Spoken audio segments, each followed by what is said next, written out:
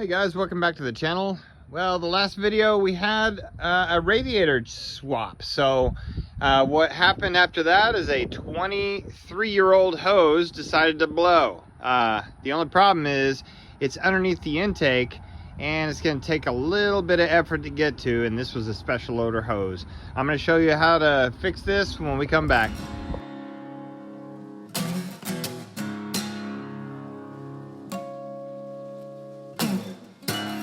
Okay, so let's start this procedure. My main concern is these plenum bolts here, because sometimes they get seized in there. So first thing I'm gonna do is I'm gonna take 1, 2, 3, 4, 5. I'm gonna bust the torque on those, and I'm gonna show you what I do to bust the torque on them. The first thing to do is to blow air on the bolts, because there could be contaminants that got inside the bolts, and what that'll do is it'll prevent the Allen head from sinking all the way down to the bottom. So blow those out real good. Okay, next thing we're gonna do is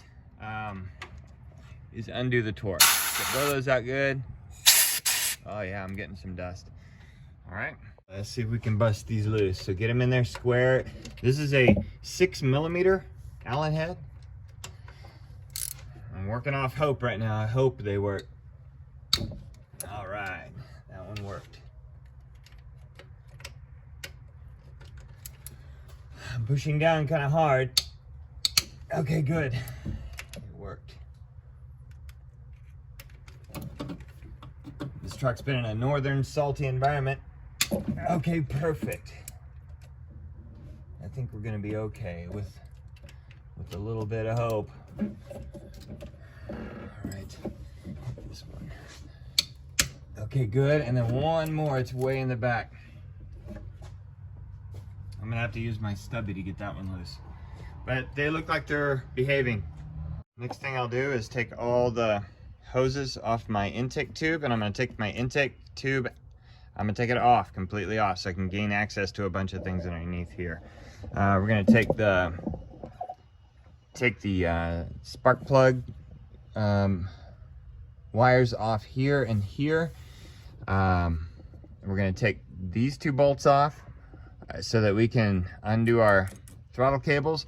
I'm going to mark the spark plug wires that are coming through here. I'm going to mark them like 1, 2, and then I'll follow them over here just in case we get them undone. I might mark it on the actual intake plenum, but yeah, we're gonna take all these things off here. We're gonna take all the ground straps off. We're gonna take my rigged up knock sensor off. If you can see that I did not make a video for this, but I was getting the knock sensor troubles. So basically I snipped the knock sensor at the back, and I extended the wire, and I spliced it in down here. It seems to work. I don't know if it's doing any long-term damage or anything like that, but it seems to know when the knocks are happening, so it retards or advances timing based on that. So yeah, I don't want to take the distributor out. I don't, because I have it all timed perfectly, but I can show you how to do this later on. You need a timing light, and you need a multimeter that's capable of RPMs, which is basically an OBD2 reader that's capable of RPMs. Yeah, just gonna disconnect everything. I budgeted the whole day for this job. These two hoses, I believe, have coolant in them, so I'll deal with those later. Here's another hose connected to the intake. It's for a purge control solenoid or something over here. Alright, there's that one. First hose, nice. There's another one. They're everywhere. These hoses are everywhere. Best way to get a hose that's stuck on is twist it first, and then pull it off. This is your vacuum hose for your brake booster. This one's going to be under vacuum pressure, so once I take it apart, it should actually, no, the vacuum pressure is behind the check valve. I misspoke. I'm just gonna push that off. Being careful of my knuckles.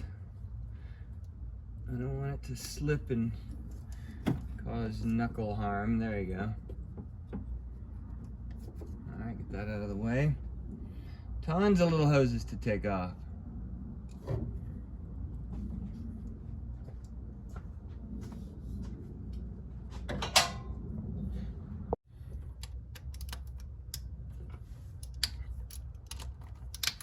Alright, take this off, spin them off, and these are pretty easy to... Alright, be careful these bolts. That one I almost lost already. And the way we're going to deal with all these bolts is we'll place them in the holes they came out of. When possible. It's not going to be every time. We're not going to be able to do that every single time. Hopefully we don't lose any bolts.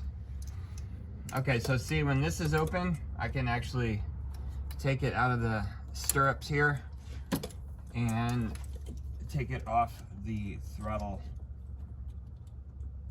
linkage here, because we need this stuff out of the way. I don't know how we're going to deal with this one. This looks like protected. It's protected in there. Oh no, we got it out. Easy. Now we can get this out of the way, see? Not that big of a deal, just kind of bind it up over there. Alright, we have way more room already. Take the knock sensor off. I wanted to put the knock sensor as, instead of putting it on this bracket like I see some people doing, I just wanted to put it on the, as close to the engine as possible, so it transmits the knock as best as, you know, as good as possible. Okay, I'm going to take the knock sensor off and I'm going to keep that bolt in there.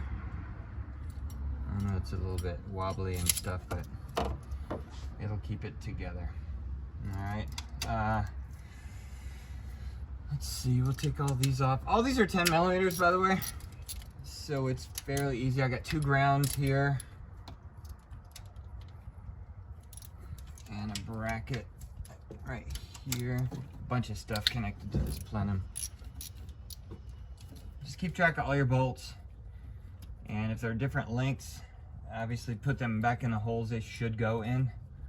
That's what I'm going to attempt to do. I said I'm going to attempt to do it. Hopefully I'm able to have clearance for this stuff.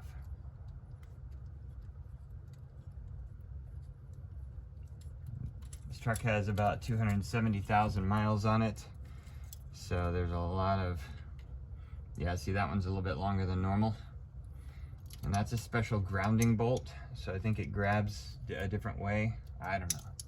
Sometimes the grounding bolts have a washer that digs in for ground. Yeah, that's true. The 2 grounding bolts are the same. Anyway, if you guys are bored by this, fast forward to the next section. I'm putting breaks in there to where you guys can find exactly what you need. Alright, so everything's disconnected here. Take all your spark plug wires off. And this video is going to be a bonus because we're going to get the valve cover gasket done also. We're going to do that. Alright, this one.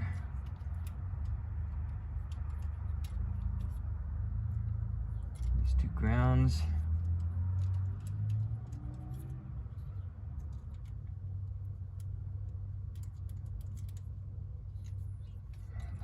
See, now we don't lose any. Now we don't lose any bolts. It's better for everybody. Okay, that looks like it's safely out of the way. Spark plugs. I kind of don't want to take these off, but I know I have to. All right, I'm gonna work on taking the intake off. I've undone this already. Again with the twisting action.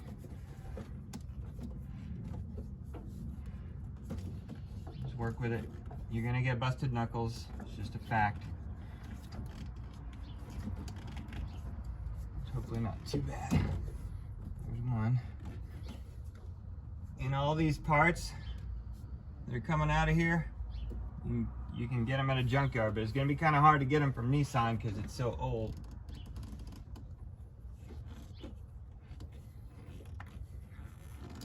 I get a lot of my parts like this out of junkyards.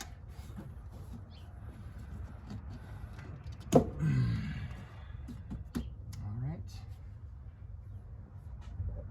Okay, now we have plenty of space. We're gonna take these two off. One's the throttle position and one's the, I don't know. So we're gonna take those two off, but remember which orientation they go. And we're almost done. There's a bunch of stuff down here we got to disconnect. Just pay attention to stuff. I had to take this little hose off the air box. Just make sure you guys remember to reconnect everything you disconnected.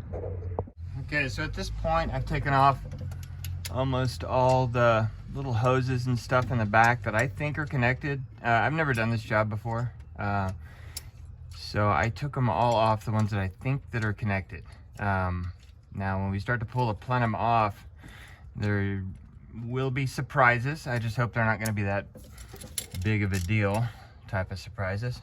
All right, so right now I'm taking the plenum bolts out, and I'm just checking to see if they have differing lengths.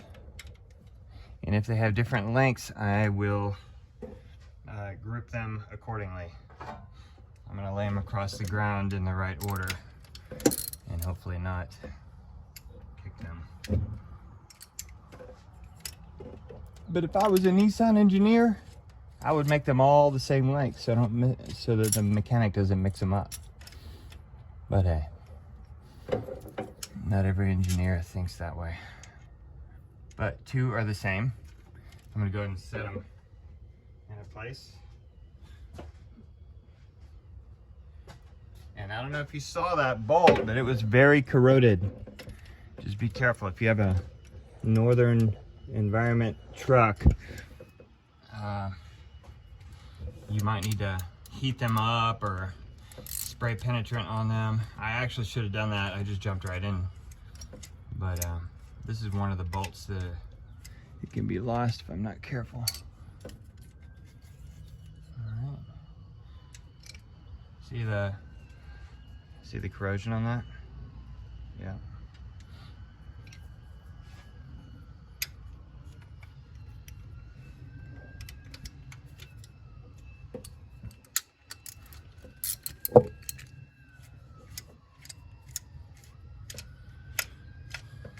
And I got new seals for these. Oh, there goes one. I have a magnet. I can see it right now.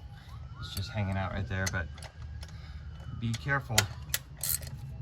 Okay, so now that I'm taking this last one off, you see the plenum is loose. That's good.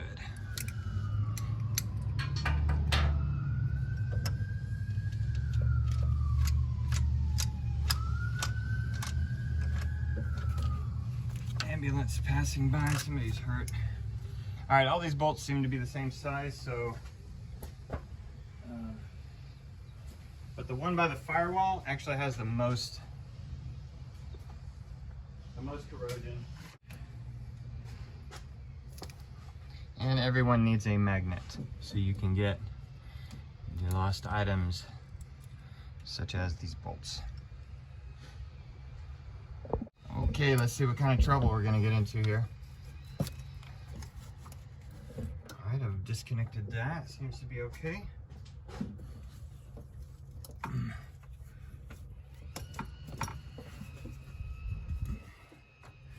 Okay, the engine harness is connected and a pipe back here is connected. So we're gonna have to disconnect we're gonna have to disconnect a hose back here, and we're gonna have to disconnect the wiring harness back here. There's another vacuum hose back there, and it looks like an engine breather hose to PCV. I don't know. And let's see if we can get it out now.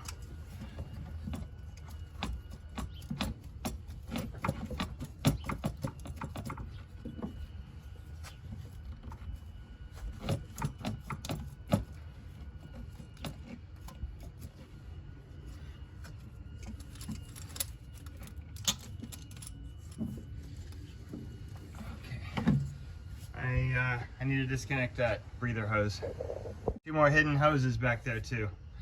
So this is turning into a pain. So budget your time wisely. Okay, what a pain in the butt. All right, the worst hoses are back here, these 2. And then you're gonna have a clip here and a clip here underneath the intake plenum right here. Why they made it like this, I have no idea. But what a pain. Anyway, this hose would not come off. I had to reach underneath the transmission and use a knife to cut it.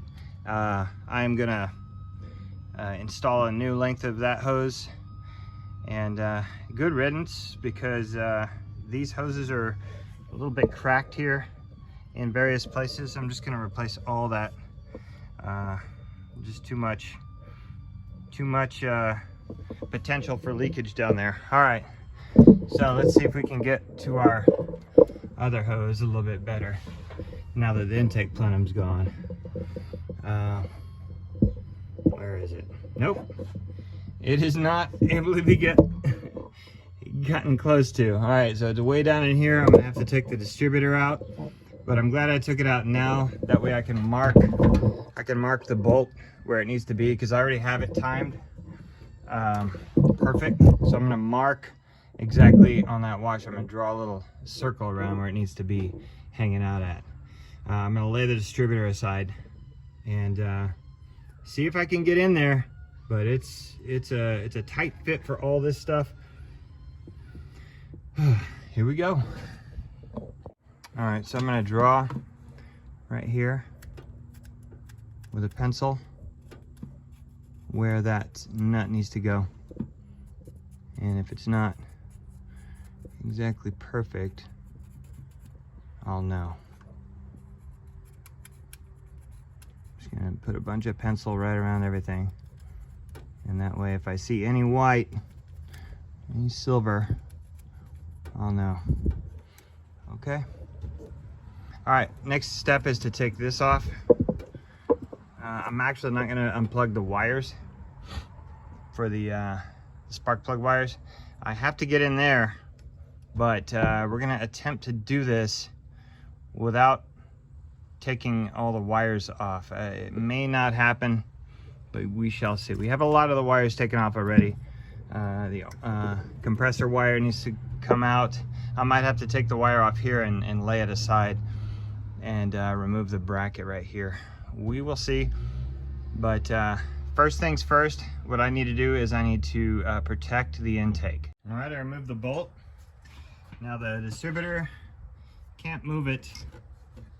You can't really move it. So what we're gonna do is I'm gonna free all this stuff up. You can't move its orientation.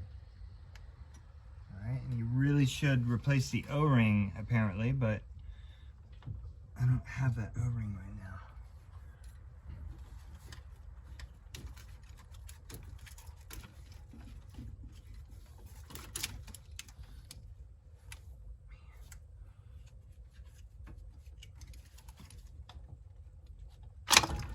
Oh, you gotta be careful. All right, keep it exactly as you found it.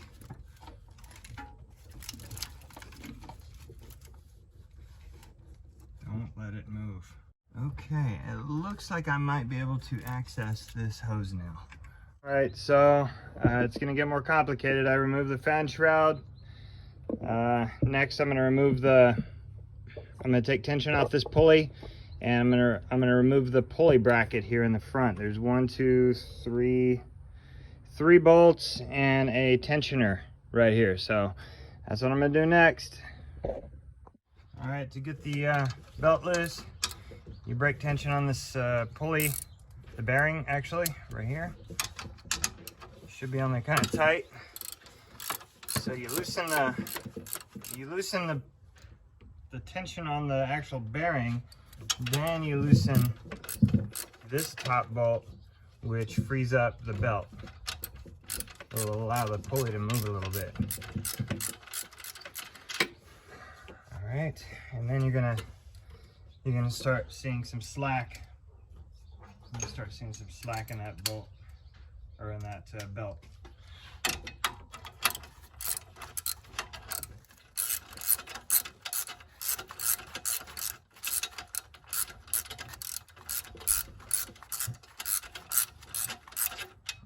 right, should be enough. Get the belt off. Amazing. One belt off.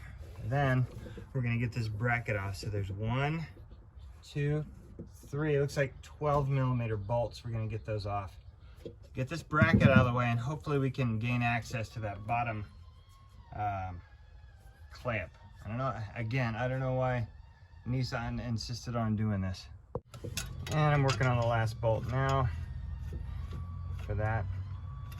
I might have to take the fan off, but I'm gonna try it without. Okay, giant bracket out of the way.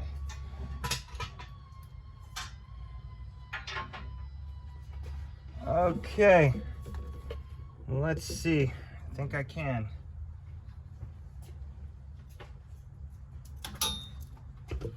This is essential, this tool. Essential, cannot do it without it. So I got it out. It's kind of corroded, but it's still smooth-ish. Now I don't know what I'm gonna do. I think I can take this off and basically switch out the gasket, but it's gonna be a pain in the butt to get the hose in that little corner. It's gonna take a lot of time and effort, and I'm not sure if I can do that if I don't take this upper water passage chamber off. So I'll let you know what I do. So I ended up getting it on, but without hose clamps. It's on, it's seated, it's ready to go. I squirted a little bit of silicone spray on it, but what I'm going to do right now is I'm going to go to the store and I'm going to get the screw down type hose clamps to go in there, because I can feed them in there. The other ones were just way too, there's not enough room, and I didn't feel like trying to find a gasket for this if I took it off the intake manifold. So yeah, off to the store. I'm gonna get some hose clamps. Okay, so to have better access for clamps, I'm gonna put the old school clamps on there just for this hose, because of the clearance issues and everything else. All right, so it's on. It's on. Okay, so there you go. What a mess. All right, while I have everything apart, I'm going to change the valve cover gasket on this side, because I wasn't able to do it before. I was able to do the other side, but not this side because I had the plenum in the way. So let's do that. All right, so I've done a lot to this thing already. I've replaced, I put the distributor back in. I still have this to go. I also put the radiator shroud back on. I connected the hoses. But the main thing I've been doing is finding all the little hoses here and putting hose clamps on them. This one looks kind of bad. But anyway, while this was out, I was going to replace all the hoses. I still have to do this one right here. But yeah, what a mess. I've made a big mess, but almost done. So right now what I'm going to do is I'm going to change out the spark plugs, and they're inside here. So what I'm going to do is I have to blow air in there to make sure that there's no debris inside the spark plug area, so whenever I take them out, I don't get any debris inside. I also replaced the valve cover gasket because it was old and it was leaking oil, so I went ahead and replaced it too. Not too bad, but there's the new ones, NGK Iridium. And this is the trick you're going to use to put these back in. So basically thread them in with, use a piece of hose, because you got a lot of hose from this job. Use a piece of hose to help you thread it, and once it starts the threading process, then switch to the wrench. And go ahead and set your torque wrench to 20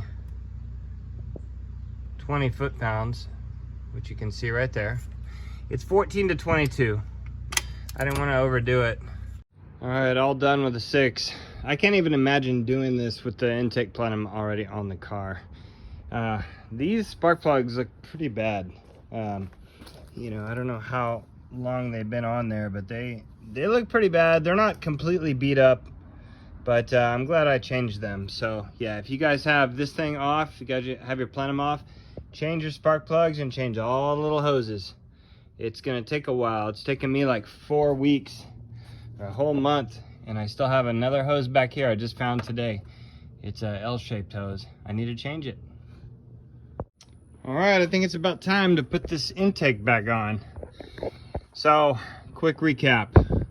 I just changed the fuel regulator. Put a new hose on that. I put a new hose, 2 hoses back there. I'm putting new little hoses everywhere. The only hose I didn't do is this one and this one, because I thought they're pretty easy to access. I can't find any right now that aren't like $18 a piece, so I'm not gonna do that. I changed spark plugs, both sides. I changed the valve cover gasket here, because I changed the easy to get to valve cover gasket a while back. I'm gonna teach you guys how to time the engine later on. But the main thing, the reason why I had to take everything apart was a hose. It's way inside here. It's inside here. It's a big hose. Hopefully you remembered seeing that. You can kind of see a new hose clamp down there because of it. Yeah. So I also have changed all the little hoses inside the intake underneath. Changed all these. I changed this one even. I changed... the only one I did not change is that one right there, and I will get that ordered. It's got a little bit of cracking going on right here, but I think it's still holding. So next order of business, we will place, I got a big mess here. We will replace the new gasket here when we put the intake back on this, and hopefully it'll run better.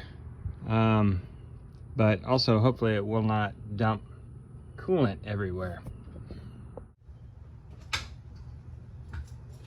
All right, first thing I have to do is get those 2 hoses in the back secured. That's the hardest part. So what I'm gonna do first is I'm not gonna take the protective coating off of the intake yet. I'm gonna set this in the same area that I need, right? I'm gonna set it right there where it needs to be, but I will get these hoses in the back connected first. That way I can kind of manipulate this while they're connected. Also, do not forget to connect your 2 connectors. They're color coded. I have a gray one and I have a red one. The gray one goes with the gray connector here, and the red one actually clips up inside. Feel your way around it until it's connected and I feel it.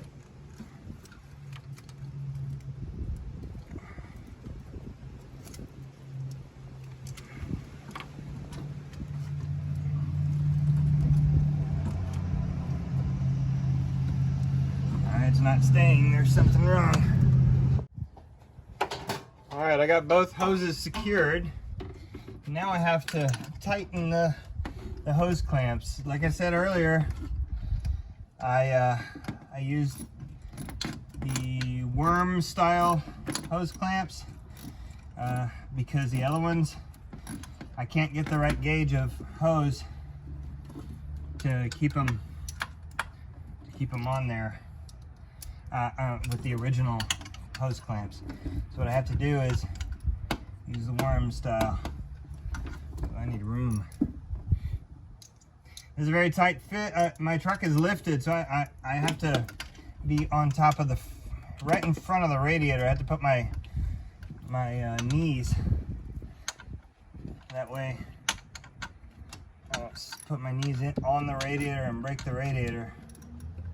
But it's a pain. This job, when you have this intake off, you gotta fix all this stuff because you do not want to take this thing back off.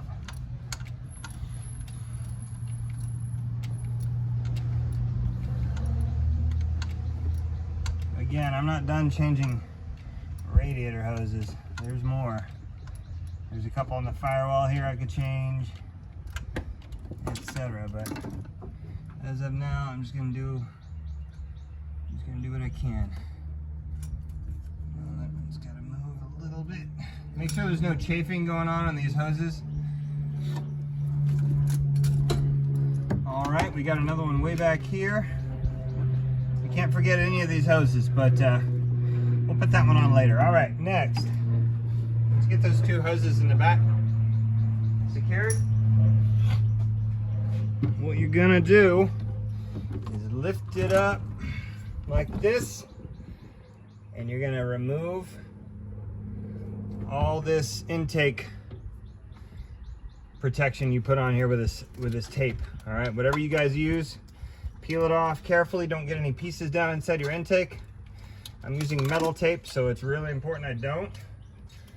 But any kind of debris is gonna hurt your engine. All right.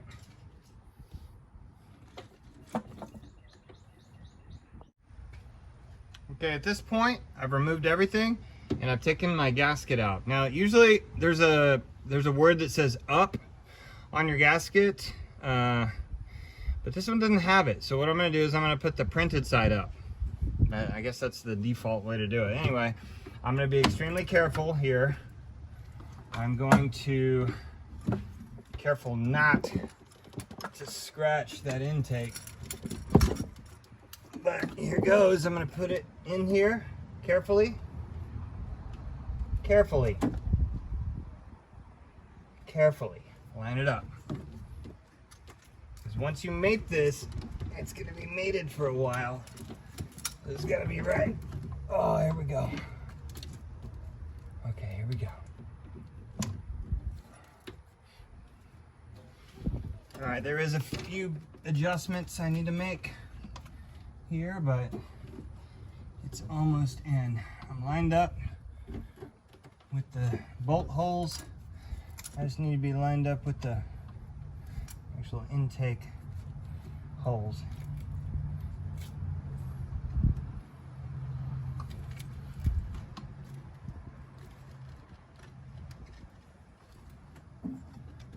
Make sure you're not trapping any hoses in here.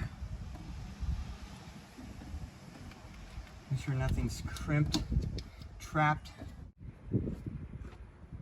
Just double and triple check your work.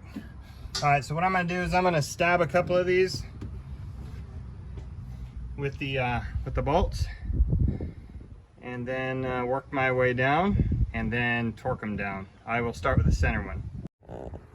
Okay, so I have a Haynes manual for a Nissan 2000 Xterra through 2001 Xterra, and it says here on the 3.3 liter engine, I'm going off the Haynes manual, it says upper intake plenum bolts are going to be 13 to 16 foot-pounds. So I'm going to take it to 15. I'm going to take it to 15, and I'll start with the inner one. Then I'm gonna go here, then here, then here, then here. I'm gonna torque it like that. So I'll do 15. All right, they're torqued down. Like I said, I did them in the sequence I told you. Before I did that sequence, I kind of checked inside. I made sure everything was out of the way. I made sure it was not binding. I made sure I was able to see the hose clamps and make sure that they're tight. Now's the time. I'm gonna start connecting all the little hoses. Like I got one here, I got one here, I got one back there. I got one here here that goes on the airbox. These go on the airbox. I'm also gonna connect the spark plug boots to the spark plugs. And I'm going to verify with the book, because that Haynes manual is cool. It gives you a little diagram of where everything goes. So there's the diagram. So if that's number one, we're starting at 1, and we're going to go 2, 3, 4, 5, 6. So I'm going to make sure that everything is connected correctly. So 2 should be, let's see, if that's 1, this should be 2, and it should go here. Right, and then 3 should be on the other this side of the engine, correct. 4 should be way in the back here, or in between, something like this. All right, we're gonna kind of like that, and then we'll figure the other one I never took off, so I'm gonna actually move that one back to number 6, and it's actually marked here, 6, seal 6. So if you've got this map and you've got the numbers marked here, then you should be good to go. All right, folks, got everything on there. Everything's tight. I got these back on there. They're tight. Got the throttle linkage. It's on there. It's tight. All the little hose clamps, they're on, as many as I think. The last thing is this intake. So I have it right here. I'm gonna put it on. I actually went to the junkyard and I got another one of these because the one I had was sort of, I had to modify it to get it to fit. Right here, I had to cut this part to get it to fit. And I found out the part number is a 4S10 and then a little 1 out to the side. Well, the one I got here is a -2. So hopefully that one will fit better. I went to the junkyard and I found it on a 2000 model. So last step is gonna be service up the coolant and then start it for the first time. I'm gonna pray that I didn't break anything worse, any kind of coolant hoses, because I was wrenching on all that stuff down there pretty hard trying to get them off of there. But yeah, I'll show you how it works once I get this intake on. All right, everything's back together. I'm ready to fill up the radiator, fill up the cooling system, and give it a test. I actually left this off because it goes right here. I want this knock sensor that I relocated. I want that right there as close as I can to the block. But refilling this now. All right, I think we should try to start it. So what I'm gonna do is, since I took that fuel regulator off and changed it, I'm gonna prime the injectors first. I hope it sounds good. All right, priming. All right, turn off all this stuff. Priming.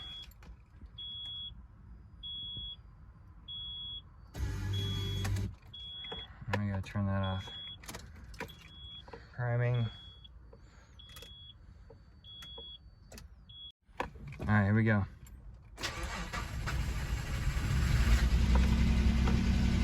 Ooh, it doesn't like it. It says service engine soon. Uh-oh, I hope we'll see. We'll see what I forgot to plug in. That sounds good. But I got a service engine soon light, so we'll see what I forgot to plug in.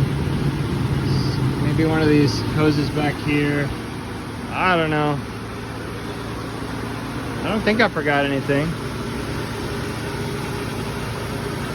Maybe the knock sensor. I have no idea. So I gotta run the code and see what it says. All right, let's see what code I'm gonna get.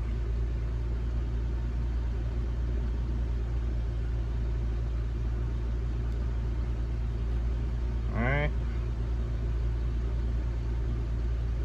Engine coolant temp sensor. Uh-oh. Where's that at? Maybe I forgot to plug it in. Yep, I forgot to plug in the ECT. And here it is. So that's pretty good. I didn't have any other codes. There's one thing I forgot to plug in. So we'll start it back up again. Let it do its purging of the air out of the radiator or coolant system. Oh, okay. So it wasn't running that long. I should have. Yeah, don't do that when it's hot. But it just barely turned on for as long as you guys saw it. So yeah, let me clean that off, and yeah, we'll start it back up again. It should be good. All right, so far no leaks, which is good. I just started it again. I connected the ECT. Obviously, it sounds real smooth. Sounds way smoother. The engine code is out, so It's good. It's good. So we'll let it warm up. I have the heater on heat, and we'll let it just sit there and idle and come up to temperature, and then I'll refill the cooling system whenever it gets cooled down a little bit. And right now we're gonna time it using the timing light. There's a little pointer. It's right there, the pointer. All right, we're gonna use that and a timing light, and we're gonna disconnect that connector when we come back. All right, a few things it tells us to do in the manual. It says to make sure that it's up to operating temperature, open the hood, and run the engine about 2,000 RPMs for about 2 minutes under no load. It says to get into self-diagnostic mode. I'm going to show you how to do that right here. Self-diagnostic mode is when you disconnect this harness right here. So it says here to run the engine about 2,000 RPMs for about 2 minutes. I'm about to do that. Rev the engine 2 or 3 times under no load, then run the engine at idle speed a little bit. Then turn the engine off and disconnect the throttle position sensor harness connector. And then you have to start the engine again, rev it to 2,000 to 3,000 RPMs 2 or 3 times under no load, and then run at idle speed. And then now I have to check the timing with a timing light. I have to have it on the 15 plus or minus 2 below top dead center position in neutral right here. So it's the mark just to the right of the center mark. Okay, 15. Okay, so my truck is warmed up. It's warmed up fine right now. What we'll do is rev it to 2,000 RPMs 2 or 3 times, it says.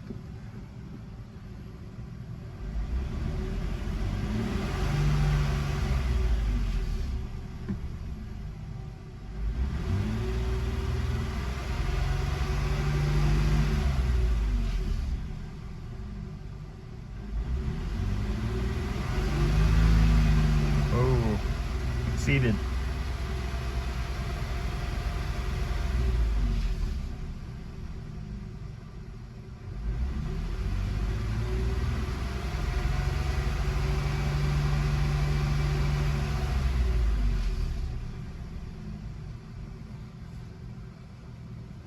All right, it says to let it idle. So I'll let it idle a little bit. And in the meantime, I'm gonna get the timing light. Timing light right here. I'll have it set up. Okay, it also says to make sure that the engine fan is not running. So right now the engine fan's running. And just a preliminary check, before I disconnect this, if you can see this, I don't know if you can see that, but the timing marks, you probably can't see that. The timing mark is right at 10 degrees. So it needs to be at 15. So I need to advance the timing by 5 degrees. All right, so I've disconnected the correct connector right there. Now I'm gonna start the car. It says to rev it to 2,000 RPMs a few times after I start it. Sometimes it doesn't like to start when I do this.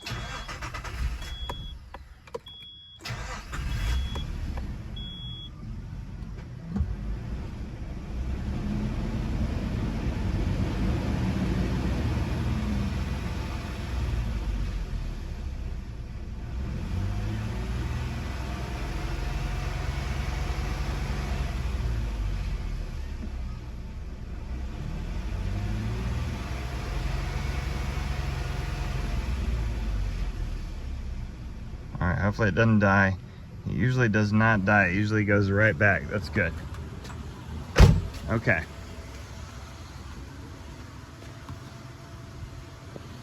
Okay, it says. All right, once it's disconnected, start the engine, rev it 2 or 3 times under no load, then run at idle speed. and now you got to check it with a timing light. All right, we're gonna check it.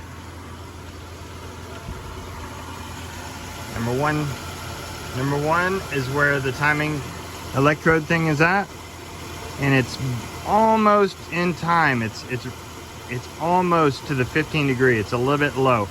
I'm gonna adjust it. Okay, I'm unsure if you can see that, but it's timing out exactly perfect at 15 degrees. Exactly perfect, and it's maintaining that. So the most important thing really is this for your timing light, because it changes everything down here. Also make sure it's at the right temperature and everything like that. So hopefully you were able to see that. It really is easy. And then down here there's an adjuster screw, adjuster bolt.